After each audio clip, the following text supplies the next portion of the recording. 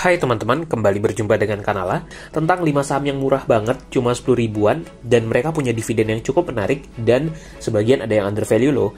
Untuk teman-teman yang mau ikut private mentoring investasi saham langsung bersama Kanala, bisa klik link di deskripsi, dan jangan lupa untuk subscribe ya. Untuk kamu yang ingin belajar saham langsung bersama Kanala, bisa ikuti webinar ini. Webinar belajar analisis fundamental saham untuk investor akan kembali kita adakan pada Sabtu 31 Juli 2021, dan ini detail materi yang akan dibahas di webinar tersebut. Untuk pendaftaran, bisa langsung ke website Kanala ID, atau bisa juga melalui Instagram @kanala_id, atau bisa juga langsung klik link di deskripsi dan hubungi WhatsApp yang ada di website Kanala.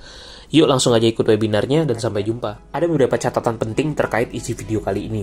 Yang pertama adalah, saham yang dibahas di video ini tidak memiliki kinerja yang gemilang atau bagus banget. Jadi relatif kinerjanya ya cukup baik atau bisa dibilang sebagai biasa saja sebenarnya. Dan yang kita lihat di video kali ini lebih ke aspek murah dan under value. Jadi kalau teman-teman mau koleksi, wajib banget untuk analisis lebih detail dan analisis secara menyeluruh.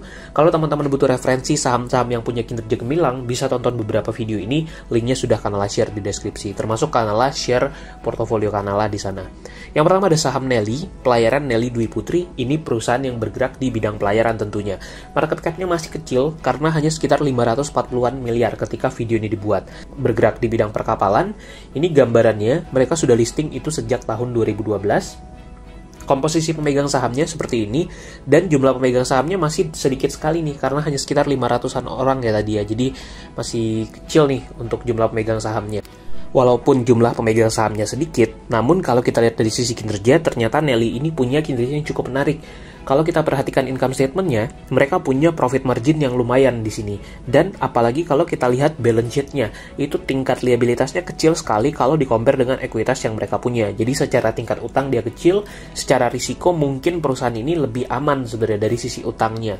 Dan kemudian kita bisa lihat juga di tahun buku 2020, mereka mampu mencatatkan kinerja yang masih tergolong cukup bagus di sini. Ini gambaran rasio profitabilitas, baik dari sisi gross margin, operating ataupun net profit margin, teman-teman bisa lihat 3 tahun terakhir itu tergolong ada di angka yang bagus kalau dibandingkan tahun-tahun sebelumnya. Jadi ini satu hal yang bisa diapresiasi dari saham Nelly ini. Ini gambaran earning per share-nya. Di tahun buku 2020, payout ratio dividennya bahkan mencapai lebih dari 50%. Jadi ini sesuatu yang menarik sebenarnya untuk saham yang harganya sangat terjangkau. Dan secara valuasi ketika video ini dibuat, itu PBV-nya hanya sekitar 1,09 kali. Bahkan dulu sebelum harga sahamnya lumayan naik, itu lebih murah lagi valuasi sahamnya. Dividend yield-nya ketika pakai data yang terbaru, itu bahkan bisa mencapai 4,3%-an. Jadi sebuah hal yang sangat menarik sebenarnya karena sahamnya terjangkau, tapi ternyata yield-nya lumayan di sini. Yang kedua ada saham Asri Alam Sutra Realty. Untuk satu lotnya bisa kita beli dengan harga sekitar 18 ribuan ketika video ini dibuat. Market cap-nya juga sekitar 3,6 triliunan, jadi masih relatif kecil juga. Nah ini tentu buat yang tinggal di sekitaran Tangerang atau Jakarta sudah tidak asing, karena ini adalah pengembang dari Alam Sutra, dan mereka juga punya proyek-proyek properti yang lainnya. Kalau kita perhatikan, kinerjanya memang 2020 tuh mengalami kerugian di sini. Bahkan 2021 sepertinya ya, kalau lihat kuartal 1 2021 masih mencatatkan kerugian di sini. Walaupun kalau dilihat track record tahun-tahun sebelumnya, itu ternyata lumayan menarik sebenarnya net profit dan juga margin dari Alam Sutra ini. Nah, ini gambaran earning per share-nya. Kalau kita perhatikan, saat kondisi misalkan seperti 2019, itu EPS-nya bahkan bisa mencapai 51. Jadi kalau misalkan nih, suatu saat bisa kembali ya, misalkan bisa kembali setinggi itu, tentu valuasi sahamnya akan jadi cukup menarik sebenarnya, karena tadi harga satu lembarnya sekitar 180-an rupiah. Itu pricing ratio-nya, kalau misalkan one day bisa normal lagi, mungkin akan murah sekali valuasinya. Mereka juga punya track record dividen kalau dilihat di sini, walaupun itu terakhir bagi untuk tahun buku 2016. PBV ketika video ini dibuat hanya 0,4 kali, artinya lumayan terdiskon dibandingkan dengan nilai buku dari perusahaan Alam Sutra ini. Teman-teman juga bisa cek baik dari sisi debt to equity ratio ataupun gas ratio-nya. Ini tingkat utangnya memang cukup tinggi karena di atas ekuitas yang mereka punya. Dan tentu bisa dieksplor lebih detail kalau memang tertarik dengan sahamnya. Yang ketiga ada saham WG, Wijaya Karya Bangunan Gedung. Ini satu lotnya bisa kita beli dengan harga sekitar 19 ribuan lah ya, mendekati 20 ribuan di sini. Dan ini gambaran harga sahamnya. Mereka masih relatif baru sebenarnya di Bursa Efek Indonesia, baru beberapa tahun. Ini adalah anak usaha dari Wijaya Karya tentunya atau Wika. Dan mereka punya beberapa lini bisnis seperti di bidang konstruksi, konsesi, dan juga di industri. Dan kalau teman-teman perhatikan di website perusahaan, ini ternyata WG ini punya project-project yang menarik. Baik itu untuk perkantoran, fasilitas olahraga, bandara, apartemen, komersial, rumah sakit, dan sebagainya. Teman-teman bisa cek di sana project-projectnya juga sudah ada dan teman-teman bisa lihat tentunya. Nah, bagaimana dari sisi income statement dan balance sheet? Kalau kita lihat di sini, tahun 2020 seperti kebanyakan perusahaan di Indonesia juga mengalami penurunan kinerja. Revenue-nya anjlok sekali kalau kita lihat, namun untungnya perusahaan masih mampu mencatatkan net profit di sini. Jadi mereka belum pernah mengalami kerugian nih sejak sudah listing gitu, dan kita bisa lihat net profitnya seperti apa. Ini gambaran earning per share-nya, dan diperkirakan ini kalau lihat dari data Q1 2021 ada perbaikan kinerja yang mungkin mudah-mudahan akan terus berlanjut sampai di akhir tahun sehingga EPS-nya bisa naik lagi. Mereka juga bagi dividen, payment date-nya itu yang terbaru nanti akan di bulan Juli 2021, dan setidaknya walaupun mengalami penurunan kinerja yang cukup dalam, mereka masih mampu bagi dividen. Nah, bagaimana dengan valuasinya nih? Kalau dilihat di sini dividen yield-nya memang cukup kecil ya, hanya 1,6%-an.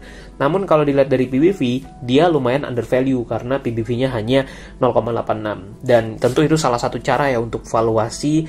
Tentu ada berbagai cara lain untuk melihat apakah sahamnya undervalue atau seperti apa, dan valuasinya tentu harus dipelajari lebih lanjut. Nah, kalau teman-teman butuh referensi saham-saham konstruksi atau infrastruktur lain yang menarik, bisa tonton video tadi, linknya ada di deskripsi. Yang keempat, ada saham PP Presisi. Ini satu lotnya itu cukup terjangkau juga, bisa kita beli dengan harga sekitar 18 ribuan atau per lembarnya ketika video ini dibuat itu sekitar Rp180. Nah, ini adalah anak usaha dari PT PP dan mereka ini punya beberapa unit bisnis seperti misalkan yang teman-teman bisa lihat di websitenya, mereka punya layanan penyewaan alat berat, kemudian juga berbagai servis yang berkaitan dengan konstruksi, dan ini gambaran komposisi pemegang sahamnya, tadi 76,99% dipegang oleh PT PP, mereka listing sejak tahun 2017 di Bursa Efek Indonesia.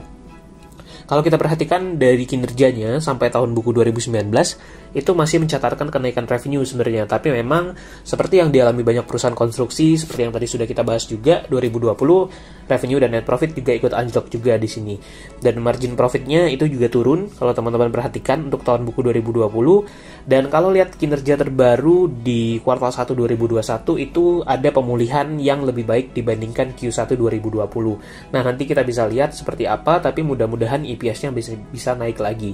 Dan valuasi ketika video ini dibuat, secara PBV dia hanya 0,84, tapi kalau dilihat dari price earning ratio itu lumayan tinggi karena bisa mencapai 25 kali. Karena tadi memang labanya anjlok sekali kalau dibandingkan tahun buku 2019. Tapi nanti kalau one day dia bisa suatu saat kembali lagi, mungkin ada peluang yang menarik di sana.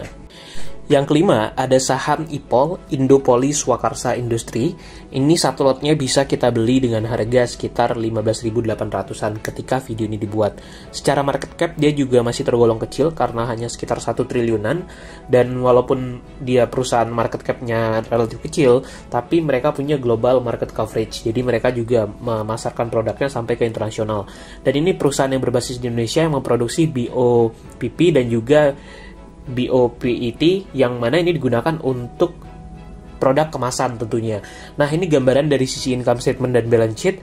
Kalau kita perhatikan, 2020 ternyata mereka mengalami kenaikan net profit yang lumayan kalau kita compare dengan beberapa tahun sebelumnya. Nah, dari sisi tingkat utangnya pun relatif terjaga karena masih berada di bawah ekuitas yang mereka miliki.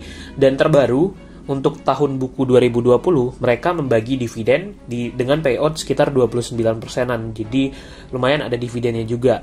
Sehingga teman-teman bisa lihat juga track record pembagian dividennya yang terbaru di tahun buku 2020 tadi. Nah, yang menarik adalah valuasinya nih. Ketika video ini dibuat, PBV-nya hanya 0,42. Dan secara price earning ratio juga tidak terlalu tinggi ya kalau melihat data EPS yang terbaru yang disetahunkan. Bagaimana? Apakah kamu tertarik untuk koleksi saham-saham tadi? Dan tentu harus dianalisis lebih detail. Tapi kalau kamu masih bingung gimana ya milih saham yang terbaik dan cara menyusun portofolio, kamu bisa tonton video ini, linknya sudah Kanala share di deskripsi, atau video yang ini tentang valuasi saham dan juga tentang kapan sih momen terbaik untuk membeli saham. Semua videonya sudah Kanala share di deskripsi video ini, silakan ditonton dan jangan lupa untuk subscribe ya.